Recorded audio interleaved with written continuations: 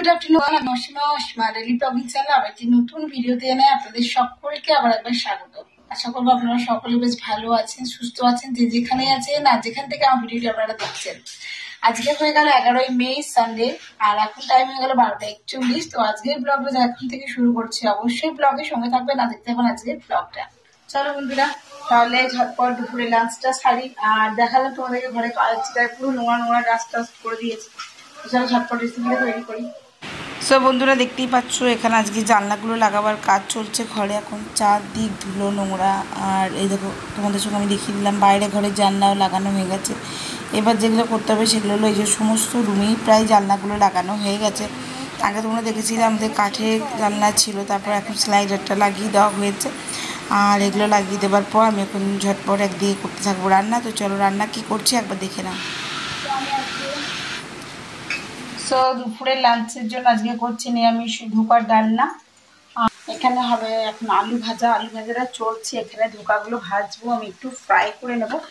আর এখানে আলুটা বয়েল করে নিয়েছি, সয়াবিনের কারি করব আর ধোকা ডালনা করবো। আর ডাল করেছি, ডালটা সেদ্ধ হয়ে গেছে, একটু তরকা লাগাবো। তো চলুন, সানডে ব্লগে অবশ্যই সঙ্গে থাকবেন। আর আজকে আমার ক্লাস নেই, ক্লাস ছুটি আছে।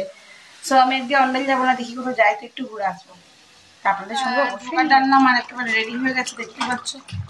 আমি গ্যাস অফ করে দিলাম, এবার করবো সয়াবিনের কারিটা। যেহেতু ধরো বড়া জল তো টেনে নেবেই, তার জন্য আমি আরেকটু জল দিয়ে রাখবো।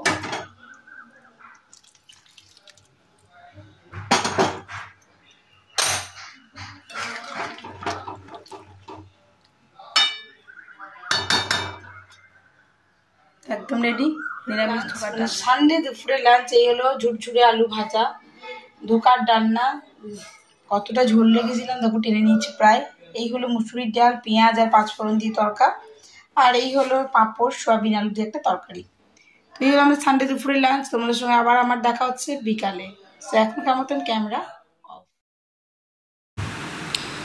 তো বন্ধুরা, মিস্ত্রিরা সমস্ত চারদিক নোংরা করে দিয়ে চলে গেছে, এবার করতে হবে সাফ সুতরা। তো আমার মেয়ে চলে এসছে, সে এখন করছে আর আমরা ওর সঙ্গে হেল্প করছি। তো তোমরা দেখতে থাকো।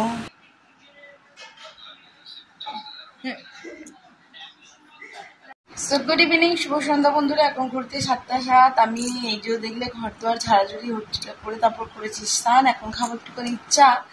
আর আজকে মাদার্স ডেতে সকল মাকে জানাই আমার অনেক ভালোবাসা, শ্রদ্ধা, প্রণাম। তো আজকে মাদার্স ডেতে আমার মেয়ে আমাকে দুখানা চকলেট এনে দিয়েছে, একটা কার্ড করে দিয়েছে। তোমার সঙ্গে একবার শেয়ার করবো, তবে এখন চাটা খাই তারপর। আর ঘর ভর্তি ধোয়া।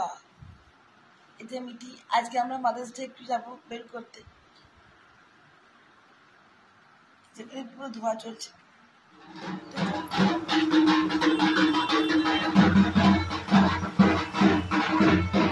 তরকারিগুলো গরম হতে একটু গরম হয়ে যাক, ফ্রিজে ছিল। সাথে এখানে করে দিয়েছি ওদের জন্য ঝটপট রুটি।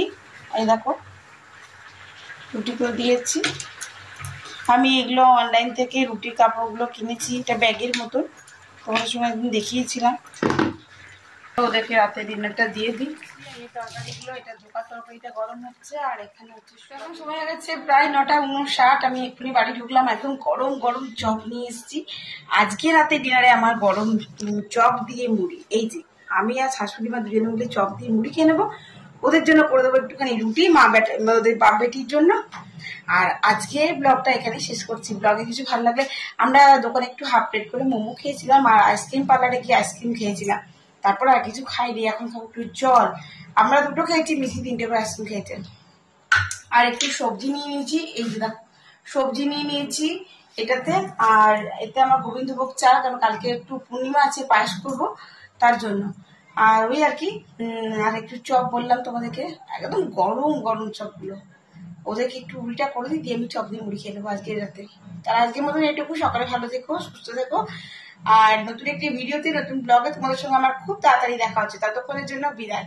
আমাদের এখানে গাজন চলছে, গাজনে এখন বিরাট জোর ঢাক বাজতে শুরু হয়েছে। আমরা এই ঘর ঢুকলাম, দেখলাম রাস্তাতে একটুখানি ঠাকুর যাচ্ছিল। তো যাই হোক, সকলে খুব ভালো থেকো, সুস্থ থেকো। আজকে প্রচন্ড গরম, সাবধানে সকলে থাকবে। Tata, good night.